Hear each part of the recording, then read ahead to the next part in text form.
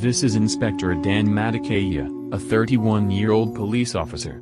Mr. Dan was not born with this frightening appearance. What you see is the result of a normal argument he had with his wife. One day, Dan and his wife had an argument about a house issue.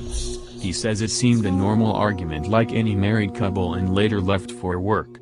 He had a night shift, so he came back home in the morning around 5:30 hours and went straight to the bed to have some sleep. This is the moment his wife chose to come and pour acid solution on his face. Then she ran away. But it was not enough for her to spoil his face, she also acted horribly so that he couldn't escape the bedroom. She had poured water on the floor and connected it to electricity, then locked the door. As soon as Dan stepped on the floor, he was electrocuted and fainted. Neighbor who had heard him shouting for help forced themselves in his house and opened the door to his room, switched off electricity and rushed him to the hospital.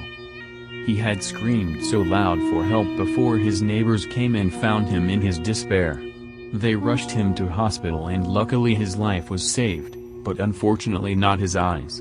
Inspector Dan permanently lost his sight and now completely blind. His wife was arrested, then released later on bail. He says he forgave her, but he is not going to abandon the charges against her. He only met her at the court and all she said was that she doesn't know why she did what she did. This is how a random conversation with a simple disagreement can lead to tragedy. He adds that every single day he lives is a struggle. All because someone could not manage her anger and emotions. Inspector Dan is just one of the many men that have suffered extreme domestic violence at the hands of evil wives. So sad. Colossians chapter 3 verse 13 says, "Forgive as quickly and completely as the Master forgave you." And regardless of what else you put on, wear love. It's your basic, all-purpose garment. Never be without it.